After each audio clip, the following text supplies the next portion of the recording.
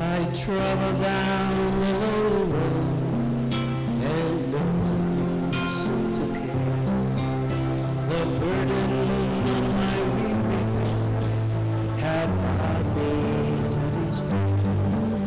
I often complained to Jesus how folks were treating me, and then I heard him say so.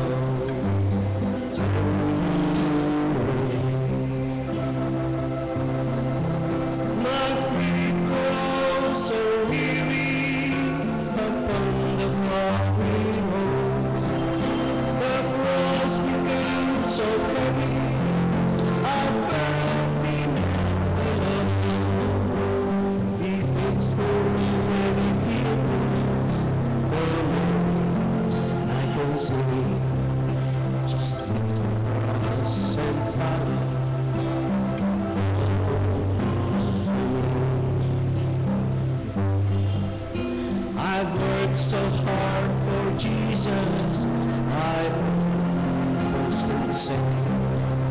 I've sacrificed a lot of things to earn the narrow pain. I gave up fame and fortune, I'm more today. Gently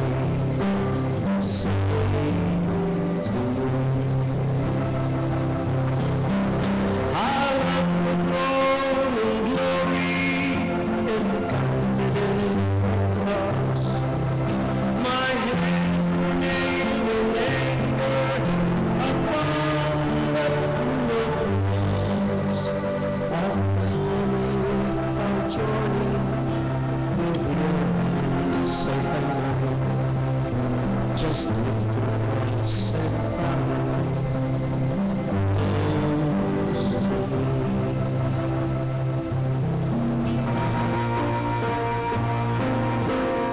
Why do I want for my children? Why sing for the world my faith?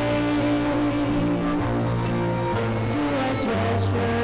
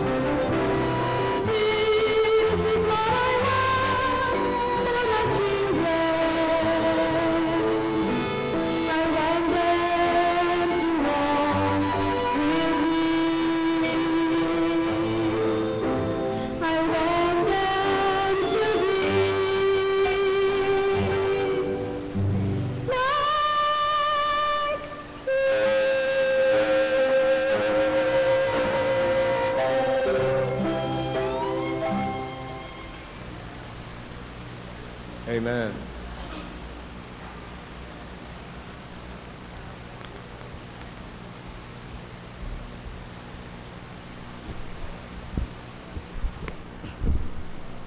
Good evening po sa lahat.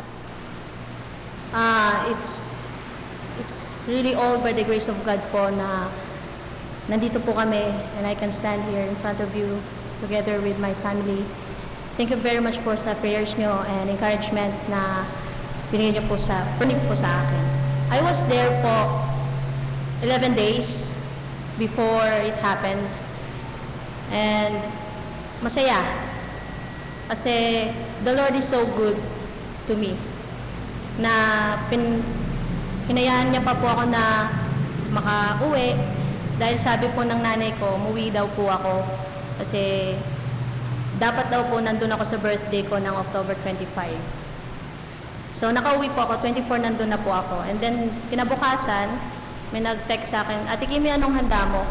Sabi ko, ministry, VIC. Friday, nag-VIC po kami the whole day. Tapos, yun po, together with my family. And yung week na po na yon, meron pong overnight na camp sa Giwan. And then my mother, lagi niyang kinakausap si Papa na, payagan mo na si Kimi kasi naghanda talaga si Mama ng nag-prepare po talaga siya for me para makapunta dun sa Giwan, for me to be able to attend. Pero, after 30 minutes, nilapitan ako ni Papa, sabi niya, hindi yung usual na pagsasabi niya sa akin na pag may inuutos siya, hindi po usual, parang calm na calm siya. Sabi niya, Kim, sabi niya pong ganun sa akin, huwag ka nang sumama doon. Sabi niya, dito ka na lang, minsan ka na nga lang umuwi dito eh. Sabi niya, dito ka na lang, sama-sama na lang tayo ngayong linggo to, nandito ka. Sabi ko naman sa kanya, opo, ano pong gusto niyo? Sige po, dito lang po ako. Sabi kong ganun. So, nakasama ko po sila the whole time. Tapos, nung Monday na po, dapat sasakay na po ako ng bus, pabalik na po dito kasi enrollment na po, pasukan na. But then the Lord extended again na makasama ko po ulit sila. Na-postpone po yun. Hindi po ako natuloy. Yung Monday na morning na po yun, nakapag-VIC pa kami together uli sa high school and sa grade 3. And then the late afternoon, nag-usap kami ni Mama, sabi niya, pinapasok niya ako sa kwarto, sabi niya, Kim, mali ka. And then, pinakita niya po may pinakita siyang pera sa akin. Sabi niya, Kim, sabi niya, huwag mo sasabihin to kay Papa mo na nag-iipon po siya ng pera sa mga love gift na natatanggap niya pag nag-i-speak po siya sa mga churches. Sabi niya, Kim, eto, sabi niya, para sa graduation mo to, sabi niya, para makapunta kami ng Papa mo. Sabi po niya, huwag mo sasabihin sa Papa mo kasi para may pangpunta kami in case na wala tayong panggastos that day. Sabi ko, opo. Sabi ko gano'n sa kanya. So, Tuesday night na po, evening na, dami ng bilin ni Papa. Dami siyang bilin sa pag-aaral, sa kung ano-ano. Si Nanay, busy naman sa kusina. And then, sabi ni Papa, yung may pinagawa siya sa akin, actually it's a letter. Last letter niya po kay Pastor. And hindi po siya yung actually nagsulat. Ako po yung nagsulat kasi dinictate niya po sa akin. This is the letter. Kinip ko po ito eh. Lately ko lang po sinabi sa mga titos, titas na meron na akong letter for pastor. Kasi itatype ko pa nga po. Mahirap po dun yung internet, mga ganun. So, bilin niya po yon. Tapos sabi, hindi po muna ako nagsulat. Kasi iniisip niya pa yung sasabihin niya. Si Nanay lumapit. Sabi niya, ang last bilin niya sa akin, binigyan niya ako ng pera para sabi niya sa akin, itong pera na to, ibili mo ng something para kay Nanay Krising, ha? Pag nabigay mo na yung something na yon, tag-text ka, tatawagan ko siya, kakausapin ko siya. Wednesday 5 p.m. po yun nung nagkausap sila ni Nanay Crising. Yun po yung bilin niya. And then, yun na, tinawag na ako ni Papa. Tapos sabi niya, sige, sulat mo na to, sulat mo na to. Ito po yung letter, babasahin ko po sa inyo. Kasi background po pala nito, sabi na po ni Pastor kay Papa, na kapag ready ka na, sabihin mo ako kung ready ka na ma-ordain.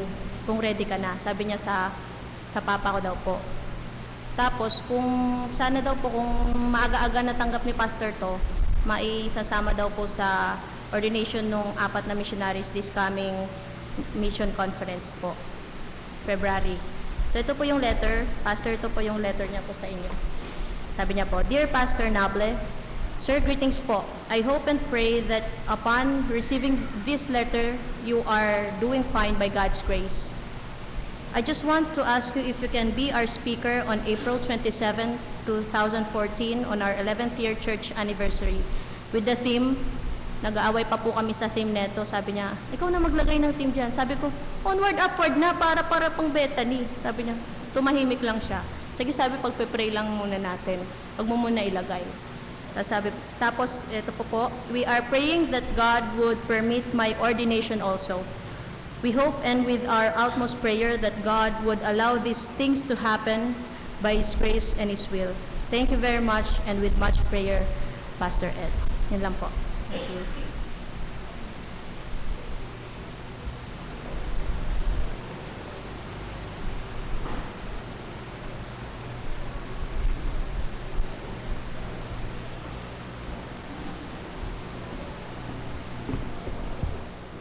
Ang paboritong awitin ni Ed, isa sa mga paborito niya ay Diyos ng Himala.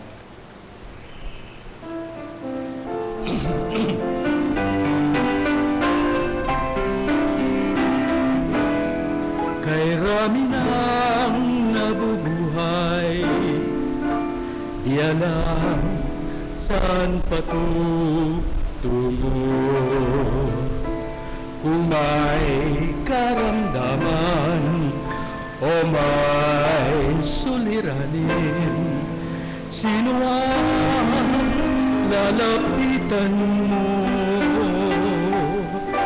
Ang ating Diyos ay Diyos ng Himala. Ito'y patunayan ko. Ang buhay ko'y binago niyang lubos nang manalig ako kay Kristo.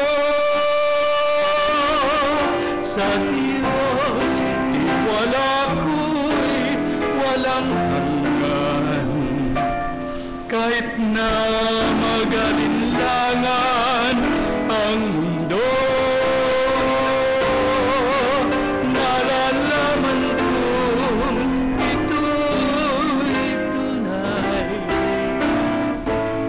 si Kristo'y nasa puso ko. Minsan ay naranasan ko masaklap na dagok sa buhay. Kanino dudulog, tutulong ay wala. Si Jesus ang katugunan.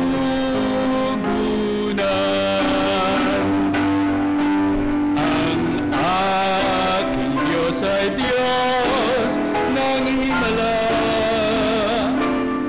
Yan ay napatunayan ko. Ang buhay ko'y binago niyang lubos nang manalig ako kay Kristo.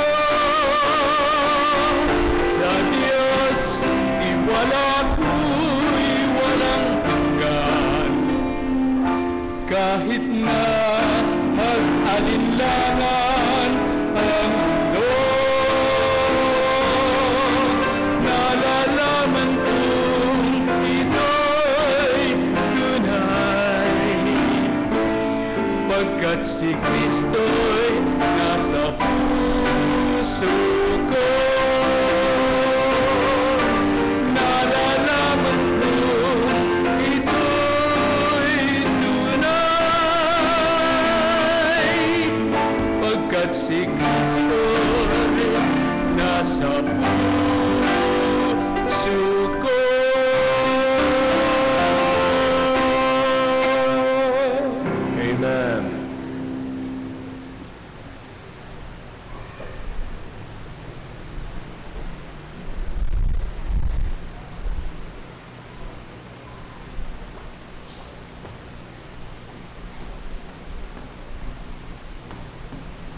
Good evening, brethren and friends.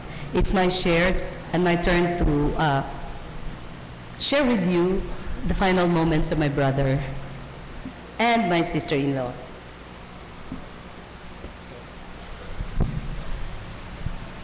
Okay, let's start.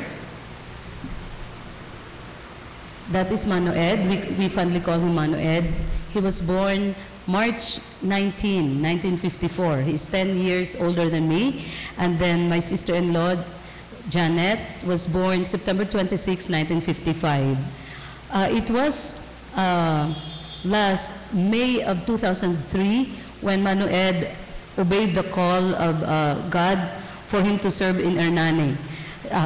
Sinasabi nga kanina ni Pastor, nauna na doon si Brother Aserios. But then Brother Aserios was taken home by the Lord. So when Pastor talked to my brother about it, he willingly submitted to the calling of God through Pastor. Okay po. So summer of May 2003, pumunta po sila kasama yung kanyang si Mariel at saka si ang pangalan mo Kimi.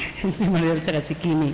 Okay. So, let me now share with you a video of what Hernani Baptist, Bible Baptist, mali. Sorry po. I would like to share with you this time how far Hernani is from Metro Manila. So, from Metro Manila to the end of Luzon, that is Matnog, Sorsogon, that is 574 kilometers away. Okay po? So from Matnog, we ride Aurora, buses, cars and all, and then that's one and a half hour travel from Matnog to the end of Samar, and that is Allen. So from Allen up to Hernani, that is 346 kilometers away. Pwede po ba pababa-baba? Or ganyan na talaga siya? Pwede itaas mo ng konti yung map. Kasi yung Samar po, ayan yung, nasa na tayo? Okay, dyan yung Allen, main city na unang dinadaanan is Calbayog. Catbalogan is our hometown.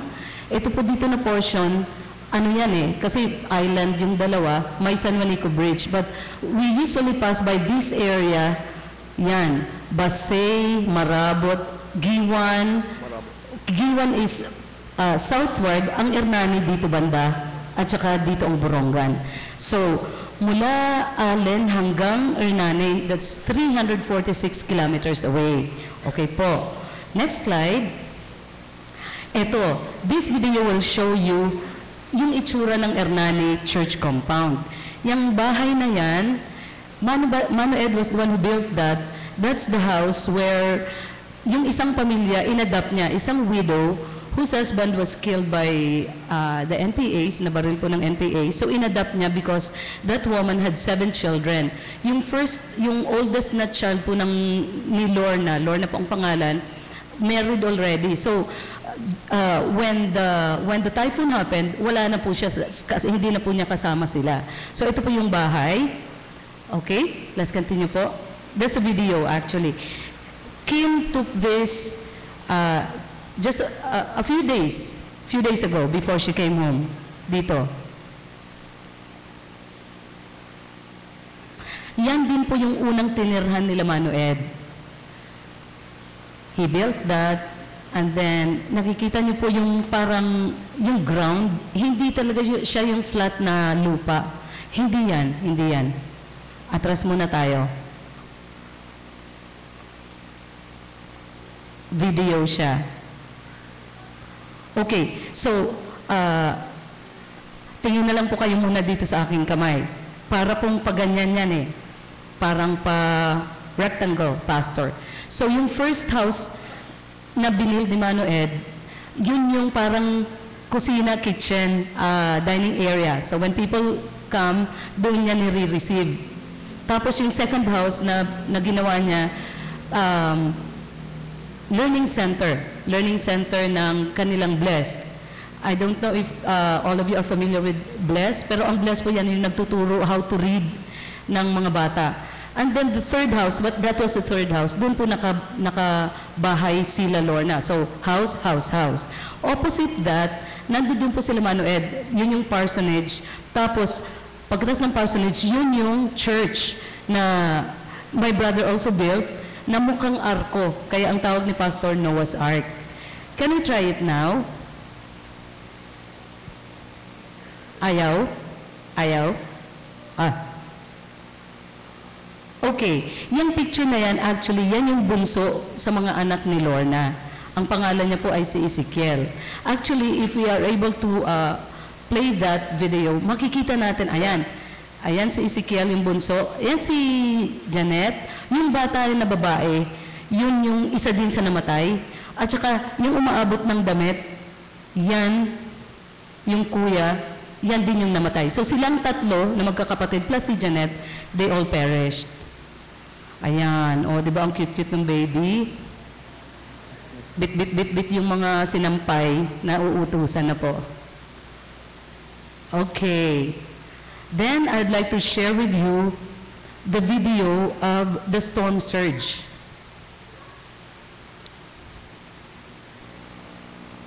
Yan. I think some of you have already watched this, pero for everybody's sake lang, baka yung iba sa inyo hindi pa nakakita. Ito yung pangyayari po, kung anong nangyari ng storm surge.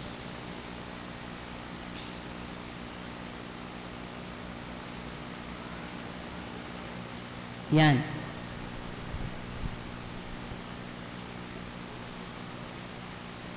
Ayan.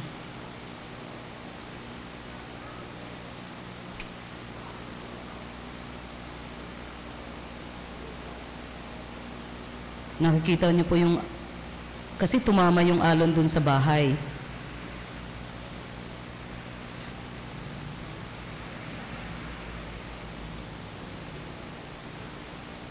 Ayan. Parang ang baba lang ng alon po, no?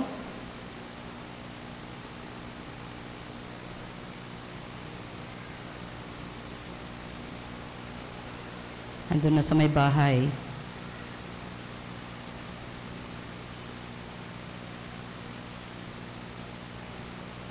Napapansin niyo po yung lakas ng hangin?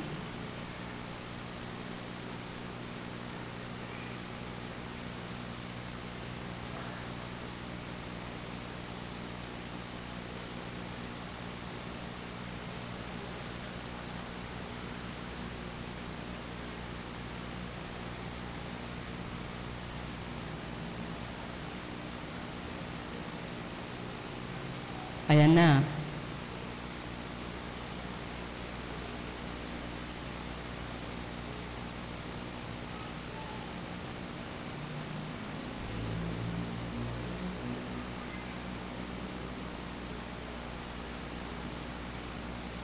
Yung place po nila Manoed, pataas. Kasi yung mga Bisaya siguro maintindihan yung sasabihin kong palanas. Palanas yung rock na kinatatayuan ng mga houses na yon. Yung pagka na, ano ka, na ganyan, sugat ka talaga. Kaya medyo kampante siya na magiging okay sila. Kasi mataas yun pataas na ganon. Sayang po hindi nyo nakita yung, yung video nung bahay nila. But they took care of the property so well. That's okay, that's okay. Let's go to the next one. Meron pa po isang video ng storm surge. Next one. Yan. We took refuge on the top floor of a boarding house. The 5 others were praying and I was filming. Yan, Hernani po talaga yan, nakuha.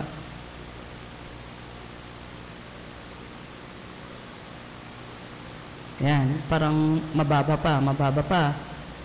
And in just, alam niyo po, 32 seconds lang lahat yan Parang wala pa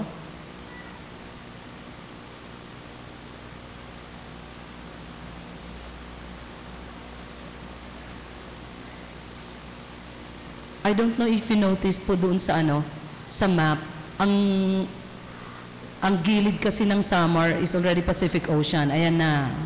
There.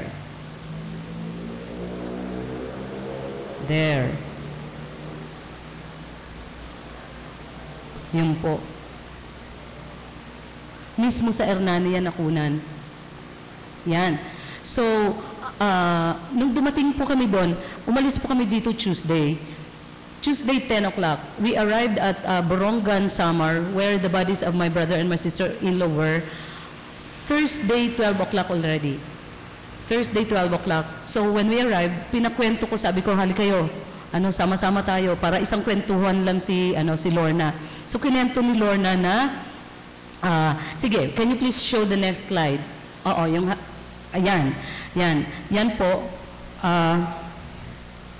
So these are the 3 houses. Ito yung parang kitchen, yung learning center. Diyan nakatira sila Lorna. Ang CR, pastor, nandyan na sa gilid. Dati kasi ang CR nasa gitna. And then this is the parsonage. This is where Janet and Manu Ed were during the bagyo. And then this is the church. Pasensya na kayo. We just want to represent things, no? So that's how it would look. Ito po ang National Road. This is the National Road. This is towards Hernani proper, coming from Tacloban. Ito po yung dadaanan. Dito sa harap nila is rice fields. So ang kwento ni Lorna, actually the last text that my brother sent to my husband, Alex, was timed 4:07. Ang sabi niya, bro, malakas ng hangin, yung tubig umaabot na sa may jeep. Mataas yun Mataas yun. After that, 4:07, when my husband tried to call him at 6 o'clock, wala na pong sagot. Yung pala, ito na yung nangyari. So, ang sabi po ni Lorna, nandito sila Manuel at saka si Janet, nung tumaas yung tubig, tumakbo sila kaagad sa church. Pagdating ng unang alon, when the first surge came, they ran toward the house of Manuel and Janet. Nagpe-pray po sila na nagpe-pray. Pagdating ng second surge, si Manuel, pinahawak niya yung ibang mga, there were 6 kids, yung pinakaate, pinahawak niya sa lag. Yung 2 bata, this is 6, 5, 4, 3, 2, 1. Yung 1, hawak-hawak ng mami, yung baby. Yung second to the youngest girl, si Jessa, yung nakita nyo, she is 6 years old, hawak-hawak ni Manuel. Tapos, yung isa, si Jeron, nakahawak din sa lag, yung pang-apat, mula sa bunso, nakasakay dito sa likod ni Manuel. Tapos, yung isa naman, at saka sila Ate Janet, pinatungtong na sa ano nga ang tawag doon? Yung double deck na bed, doon na sa taas, nakahawak na sila sa may ceiling. So pagdating ng second wave, ang sabi ni Manuel, kasi medyo lumulubog-lubog na siya Okay? So sabi niya, Panginoon, sa waray, Ginoo, damon mga kalag nga akon dinhi ginbabantayan. Buligigad kami. So in Tagalog, Panginoon, marami akong kaluluwa na hawak, tulungan mo po kami. In English, Lord, I have so many souls under my care. Please help us. Tapos, pagkatapos nun, lumulubog-lubog na siya, sabi niya doon sa isang bata, pakisabi kay Janet, hindi ko na kaya. That was the last words that he said. Pagdating ng pangatlo, yun yung pinakamalakas, naghiwa-hiwalay na sila. Nagkawatak-watak na sila. Okay? So, ano ngayon ang nangyari? That happened Friday, 6 o'clock in the morning. Yung mga survivors, nagkamalay po sila Saturday morning na. Ito ngayon yung itsura nung next. Ayan. So, ito yung buong church compound. Nakikita niyo po may mga yellow na mga crosses and then red X's. Itong mga red X's po symbolizes those who perished. Ang una po na nagkamalay si Lorna. Dito siya, sa may palayan na. Tapos, ang nakita niya nakasunod si Lorisa, yung dalaginding, yung pinakaate sa magkakapatid. And then, naglakad-lakad sila. Ang una nilang body na nakita, kay Janet. Janet was found 500 meters away from the church property. Tapos po nakita nila, doon sa may taas, sa likod ng church, sa likod ni Noah's Ark, si Eman, yung pang-apat, mula sa bunso. Nakasurvive siya. Tapos, nagtingin-tingin sila, nakita nila si Jessa, yung pangalawa galing sa bunso na babae. And then, maya-maya, nakasurvive din pala yung mula sa ate, yung si Ivan, bali fifth siya, from the bunso. Nasa kabilang barangay na po siya.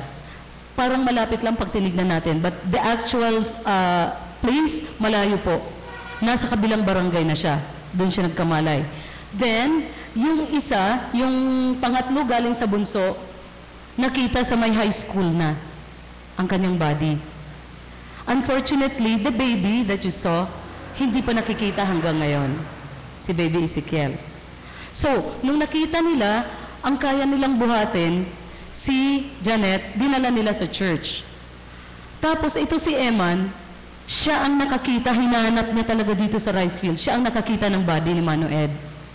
Ang layo na, from the National Road, ang layo na sa rice field. Pinalapit na lang namin yan dahil hindi nakakasya kung dito pa banda. So siya ang nakakita. Ang ginawa ngayon ng mag-ina, humingi ng tulong sa police. They asked help from the police. Ang sabi ng police, nalilito din, hindi niya kayang tumulong kila Lorna dahil siya rin marami ding inaasikaso ng mga patay. So ang ginawa nila, maya-maya nagdatingan yung mga members ni Mano Ed.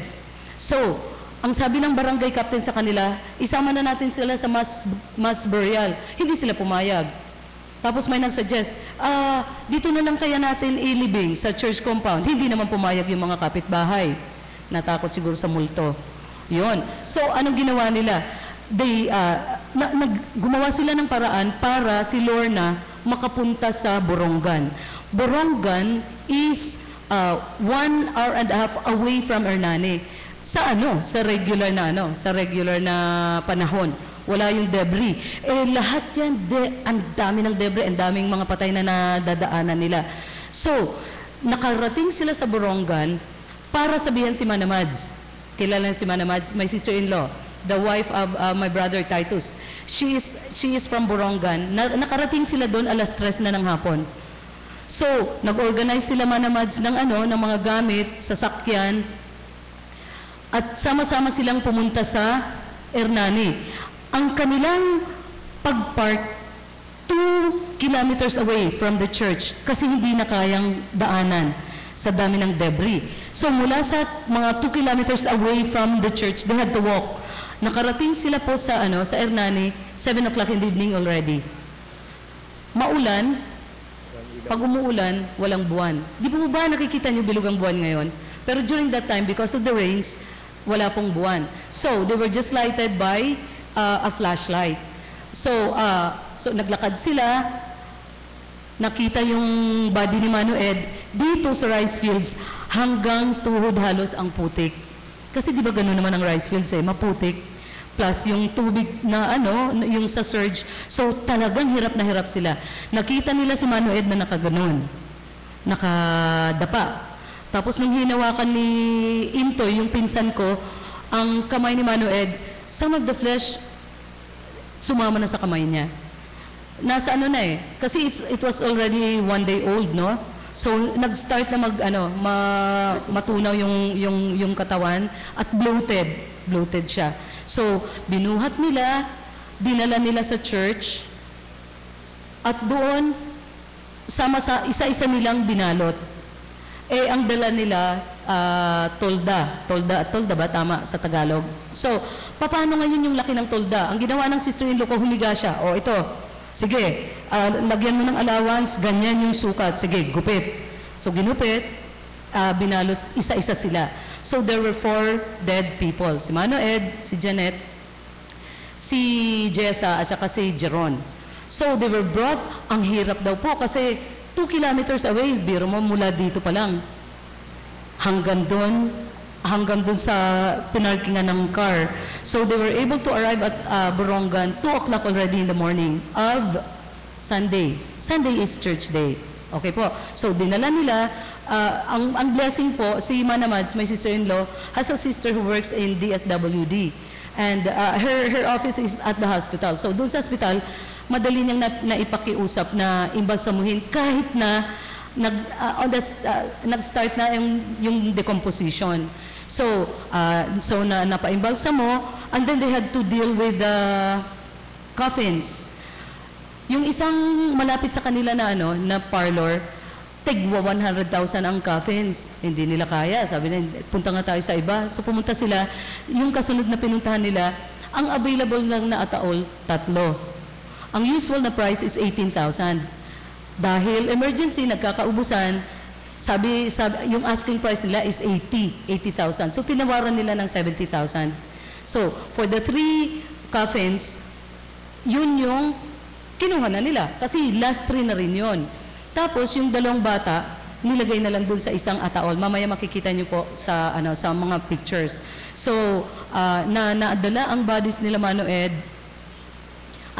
lunch na ng Sunday.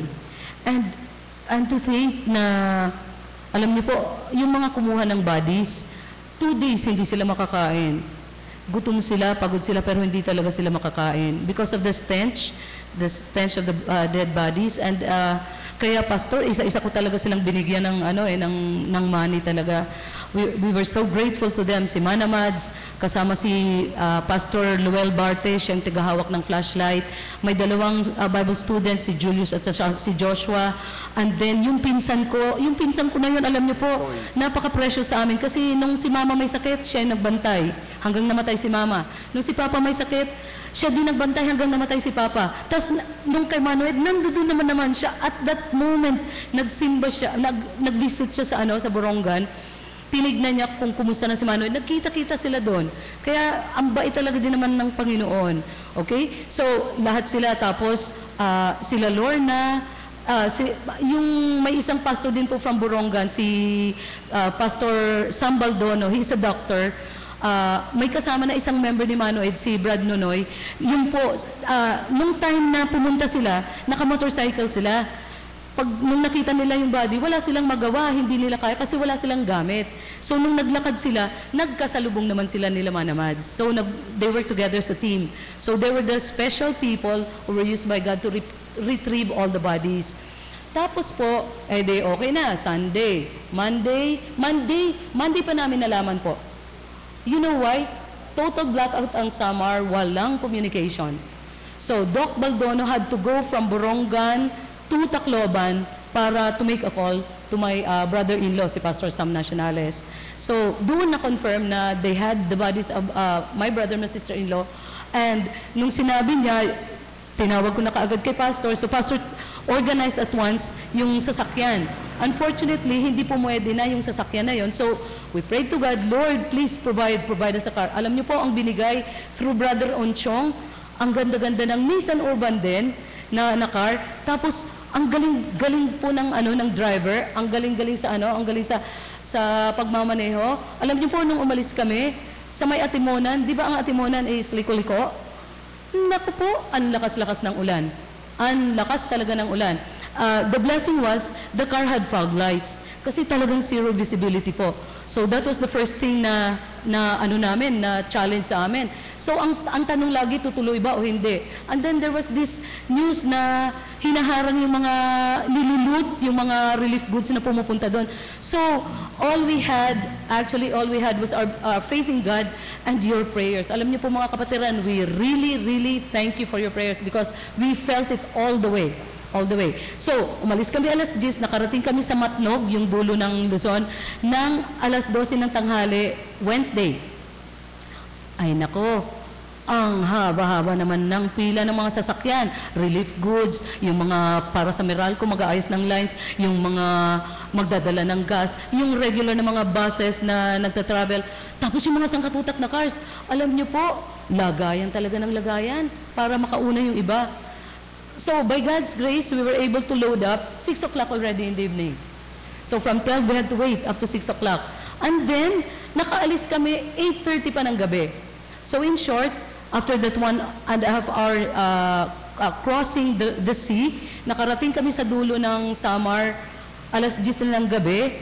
We were looking for a hotel to rest. Kasi naaawa din naman kami sa driver namin. Full pack po. Ang dilim ng Samar dahil talagang blackout.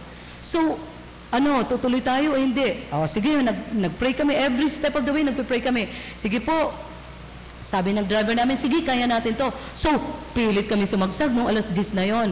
Ang kasunod po na city, Calbayog. Doon sa Kalbayog, nandoon, fortunately, yung panganay na anak ni Mano Ed. Yung sa first wife niya. Kasi yun, namatay na kasi yun eh. Nandoon siya, kasi nagda-drive siya ng truck going up north. You know what he did? He gave up his room for us, for the ladies. So nakarating kami sa Kalbayog, magwa 1 o'clock na in the morning, we slept a little, and then 4 o'clock we woke up, 5 o'clock we hit the road again. So from 5 o'clock Wednesday na ba yun? Nasa na ba ako? Thursday na. Okay, Thursday, dumating kami po sa Borongan, alas 12 na ng tanghali. So ganun kalayo, 5, 6, 7, 8, 9, 10, 11, 12, 7 hours. We traveled for 7 hours. Alam niyo po ang feeling namin, nasa uttermost part of the earth na kami, hindi pa kami nakakarating. Okay po. So, dumating kami dun alas 12, inilibing sila Mano Ed alas 2 ng hapon. Alas 6, balik na kami ng Katbalogan. So, God has allowed us to travel in safety, and we arrived home here Saturday already, 11 o'clock, past 11. So, we thank you, brethren, for your prayers and your support. Ito po yung mga pictures during the funeral service and the burial. Sige po. Ayan. Ito si Lorna. Ito yung mami na nakasurvive. Yan, katabi ni Ate Mimi. Nakaupo kami para isang kwentuhan lang. Sige, next po. Yan, ito yung mga survivors. Ito yung panganay na anak, yung dalaginding si Lorisa, si Ivan, at saka si Eman. Ito si Eman yung nakahanap ng body ni Mano Ed. Yan, tapos ito po yung mami nila. Ito apo niya bale. Next. Ayan, nagkikwento pa rin po. There were 13 of us who went home. Si Mano Titing doon sa isang car together with Kuya Boy and Kimi and Ana, Mano Titing's sister-in-law, and then kami naman siyam na magkasama sa isang car din. Ito po yung yung coffee ni Janet, ito kay Mano Ed, ito po yung doon sa dalawang bata. Kaka-missions conference pa lang po ng Borongan Bible Bap. Next po. Ayan, this was the man who acted as the song leader for our service. Isang colonel po yon. Ayan po kami. Ayan po, yung mga nakapunta doon. This is Pastor Al, pastor. He is a pastor of Northern Samar. He was the one who gave the message. Pastor Al Brosas. This is a testimony of Mano Titing. This is my brother. Yan. He was encouraging everybody to be united. Ito po si Lorna. Alam niyo po, it was so touching kasi napakahinhin niya, and her last words were, "We just completely trust the Lord. We just completely trust the Lord." Yon. Ayan po si Kimi. Nag-testimony din po siya about her mother. Si Dan. Dan, nasan ka Dan? This is one of the sons of Mano Ed. Dan, tayo. Yan, kamukha rin ni Mano Ed. Yan. Opo. Next. This is moi. Okay po. And then this is the family picture. Ito po si Ruel, anak ng ate namin. Apo ng ate namin na eldest, si Gingging, si Joy, si Ate Mimi, si Manamads, si Mano Titing, si Butoy, yung kanilang anak, si Aldrion, si Don. Wala si Don, Wala si Don. Okay, ito si Intoy, ang aking napaka-faithful na pinsan. Rachel, my husband, si Dan, si J.A., si Kimi, si Kuya Boy, that's moi, and then si Jem. Yan po. Ito po ang ibang members ni Mano Ed, si Ate Mila, si Gina, si Brad Nonoy, Kim, hindi ko alam ang pangalan nito. Ito po si Lorna at saka si Eman. Yung iba pong members ni Mano Ed, kasi nakarating sila Mano Titing, Thursday, alas 2 ng umaga, hindi nila alam na ililibing na pala. Kaya wala sila dito. Wala sila dito sa picture. Ito si Kimi. Okay, next. Ayan na po. Sige, tuloy-tuloy lang.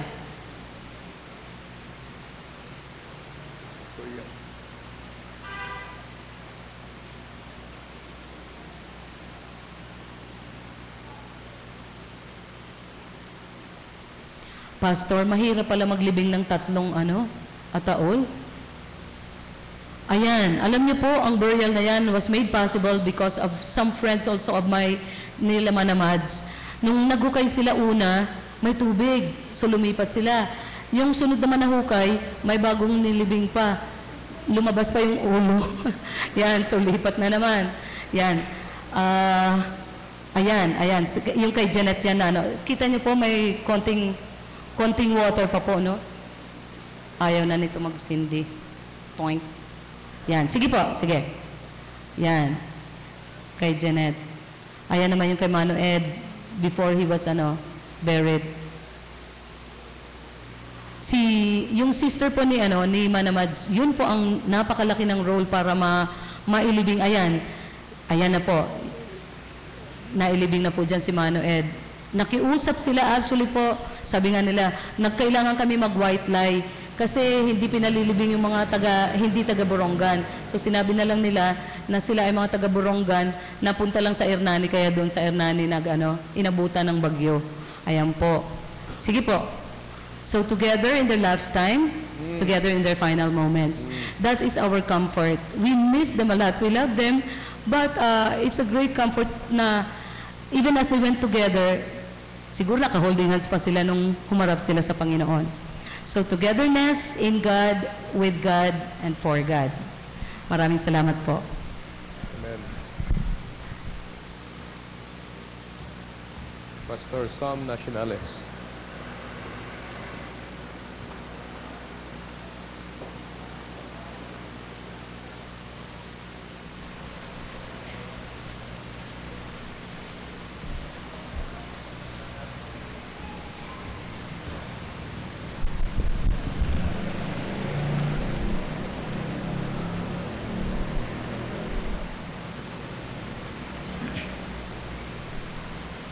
Pastor and Mrs. Lovely, brethren, good evening. I praise God for giving me the opportunity to have Pastor Ed not only as a brother-in-law but also as a partner in the Lord's vineyard.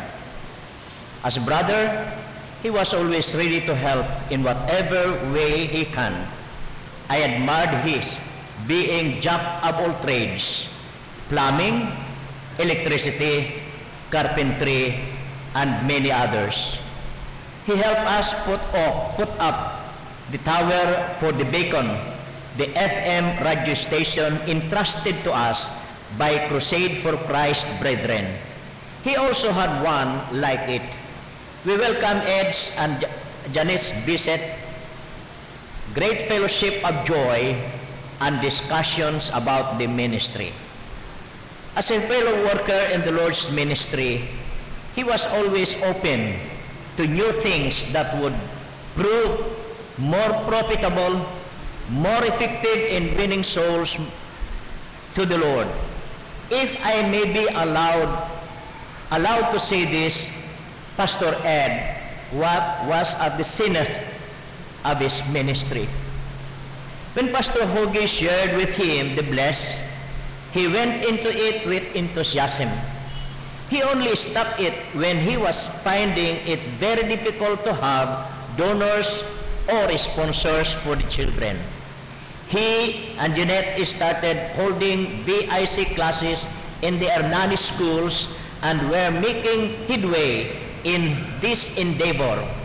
He was requested to be coordinator of FM radio station of the military. A Christian military officer believed that arms is not the answer for unification of the Filipino people, but Christ. His approach was spiritual rather than force. Brother Ed coordinated with the pastors in the Eastern Samar and Samar area for a scheduled preaching of the word. He went with the military to many barangays, even remote areas, bringing the word. He received death threats, but he seemed to be saying, I am ready to be offered. The Crusade for Christ through Engineer Sam Pakuli entrusted him with an FM radio station complete with transmitter and other necessary equipment. Through the help of generous and faithful brethren, the radio tower was put up behind the church building. He had been broadcasting for a while already. All of these things on top of the other regular things that a pastor usually does. He had great plans for the ministry in Irani. He earnestly desired to glorify God in the place where God called him to. It was his present hope, fervent hope, that if perchance the Lord will call him to another place or call him home, the church will go on actively following God's word and respecting and supporting whoever God will put in his place there in Hernani.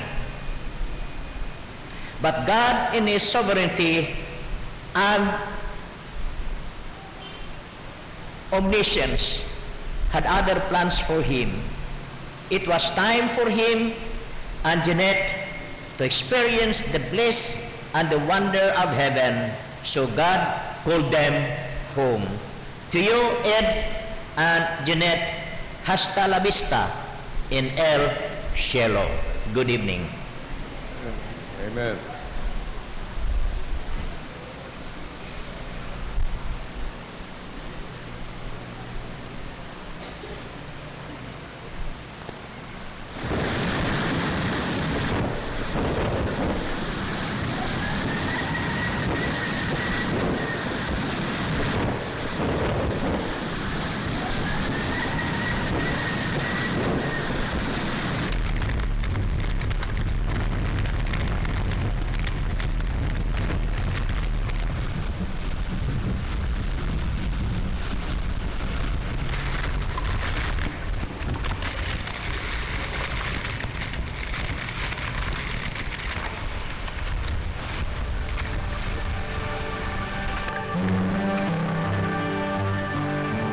It says, therefore, my dear brothers, stand fear.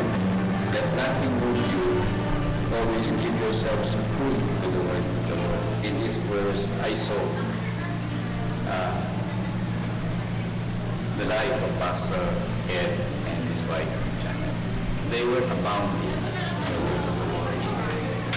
Perhaps it was the reason, and I fully believe that it was the reason why it shows in their life. Namatay si Pastor sa paluha. Kasi naano ko na nakikita ko ano kasi ni Pastor de Gracia na paano siya pinagpapalaan ng Diyos sa mga gawain. It's like my brother. It's a very good man. To his place, and I was worried when I heard about the life. It's like, oh, that he knew. Tried to get in touch with him, but I haven't. I did not have his cell phone. I was shocked. I was texting. Na-touch na yung life ko as a teacher, lalo na yung mga kinagano sa devotions, yung ano kanyang life before siya masing hindi ganong kaganda, pero it was his testimony that affected my life. Pastor Ed impacted not just the family but in our churches. He's a pastor that you can sense right away his humility. You know, it's a humility about him, his humor. And maybe that's not about him. He illustrates principles from God's word. Sa kasama at napakasaya ngayon sa Ispisya dahil nakasama ko siya sa mga sa mga magaling na magtutulong na salita ng Diyos sa ating oras. Ang Islam. Ang dami ng friend ko. Tapos, parang ang galing mong ma-invite siya sa'yo.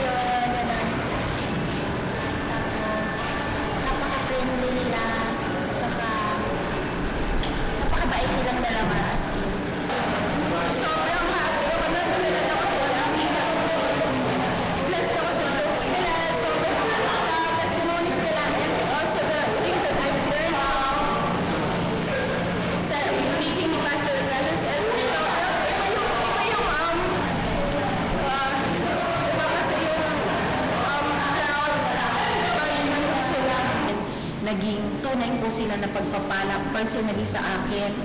Mamimiss ko po sila, yung smiles ni Pastor Ed, yung cheerfulness ni Ma'am Janet, yung mga praises nila na palagi po nilang hindi nauubos kapag tuwing kami ay nagkikita, yung mga hugs ni Ma'am Janet, yung mga warm and firm shake hands ni Pastor.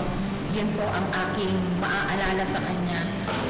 Good times na nakilala ko siya, talagang may makikita siya ng parang lungkot sa mukha, laging nakatawa, no? So yung masayahin tao na talagang sa mga invitations, sa inyong ministry, sa nani. We're very, very good members of Pastor Ed. My only regret is that I only knew him for a short time, relatively. And I was kind of looking forward to the missions conference because I had an idea of moving up again. And they were trying to invite him back and all of that. Kasi nga, he really connected with our people. This is your gracious after last year's missions conference, we started seeing text messages. She would ask me everything about how to cook these things or the recipe about this food. And she would actually be the first one to send text messages or Bible verses almost everyone. So that's one thing that I miss about her. He was a very dear friend and a man that I truly admired because he asked God to give him the desire of his heart, which was to have a church in Illicity. God gave that to him, and ironically, he went to see the Lord from that place. And his wife was a delightful woman. And my heart goes out to the two girls who lost their home and their dad. I know God has a purpose, and so I trust him.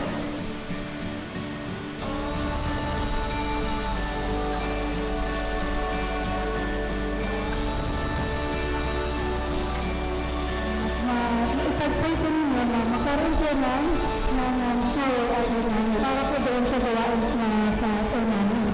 At kung po alam ko yung dakilang plano ng Panginoon sa magagawa dahil napakahirap at ituloy po nila tayo sa magagawa. Reaching the unlovable. Ano?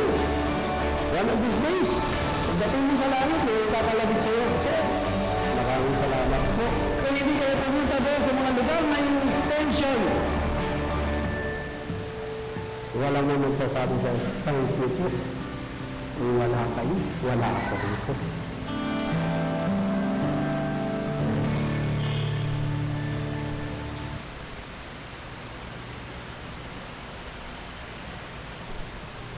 Amen. That is from Faith Baptist Church Tribute, and I'd like to call down Ma'am TV for the word of appreciation. Ma'am TV Nacionales.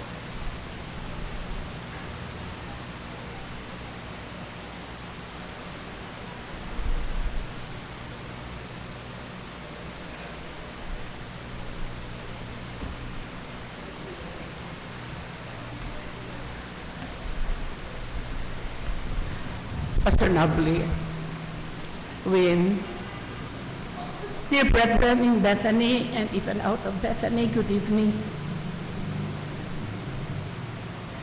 Ed's and Janet's lives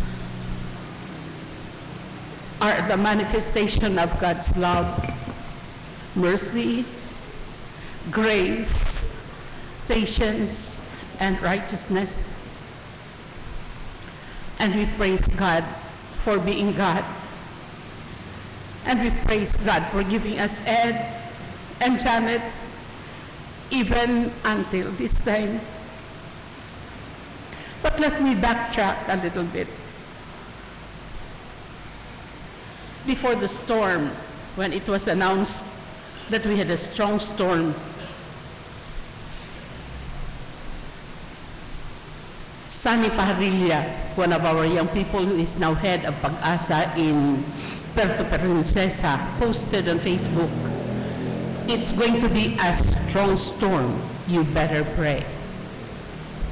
And we did pray, but we prayed with confidence. Storms are no strangers to us.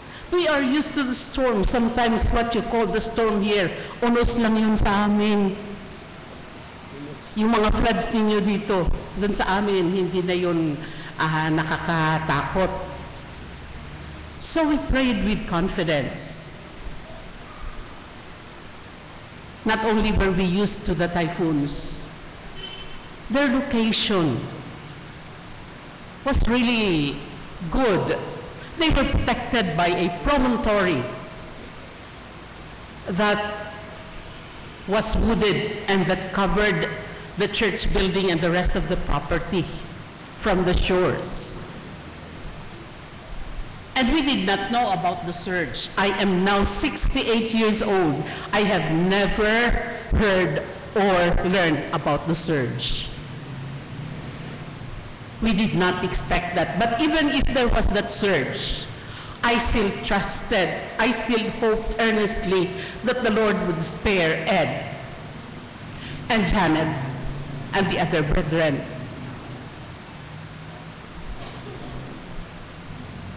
Besides, God was with them. After the storm, there was a total blackout of communication. We did not know what was happening or what happened there. But I trusted God, and in my heart I said, He is there. Ed and Janet are well. But on Monday we received the news. I was shocked. I said, Lord, I prayed, I believed, I trusted you. But why did you take them? It was hard for me to accept. It was shocking, it was unbelievable, and to me, it was unacceptable. And I was within myself fighting the Lord. But God, in His omniscience and in His love, was very patient with me. I had to go to His sanctuary, and there God comforted us with the words, Phoebe, my thoughts are not your thoughts, neither your ways my ways.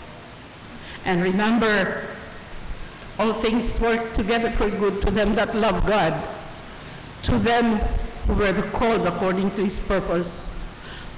But Lord, we love them. God's answer was, I love them more. I gave them my son.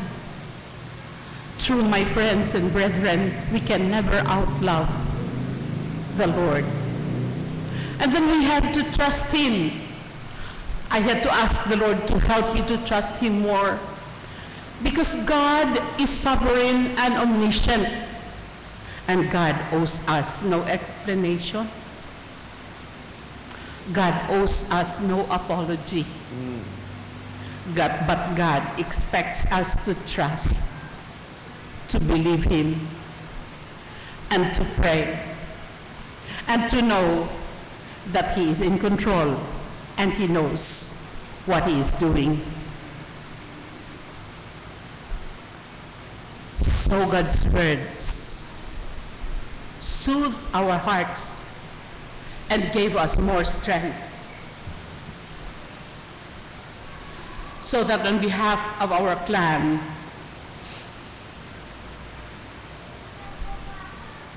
Pastor Nobly and Wen, and friends, thank you for your love and generosity. I don't want to miss anyone who loved and generously supported my brother and his wife, so I will not just mention your names.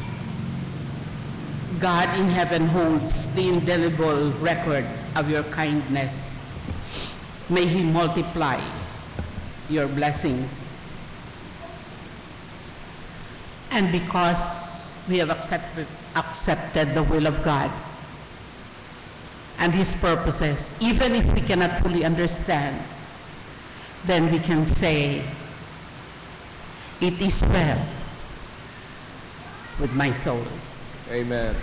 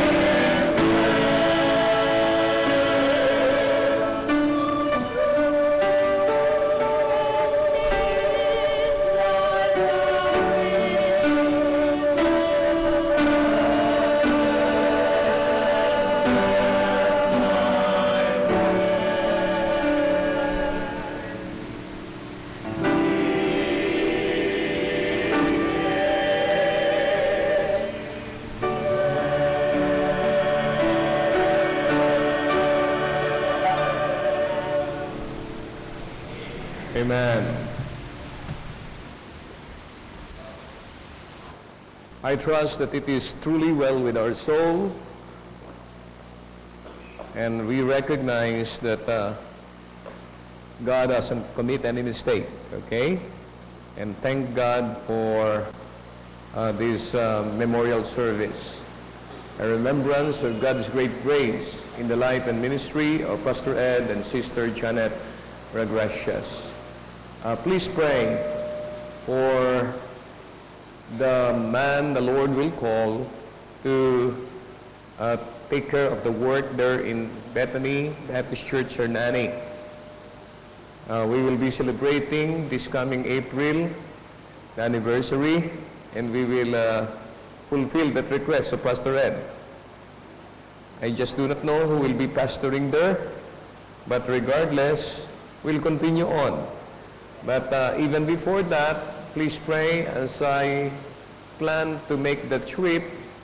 This coming December 15, I'll still be preaching here in the morning and then working out because there is a service there in Calabanga for a long time. Pastor Rapi has been moving the anniversary service, and I talked with Pastor Rapi, and in the afternoon of 15th of December, and then by plane I'll be there in Naga by God's grace and have that service there, and after the service we will be proceeding to Samar.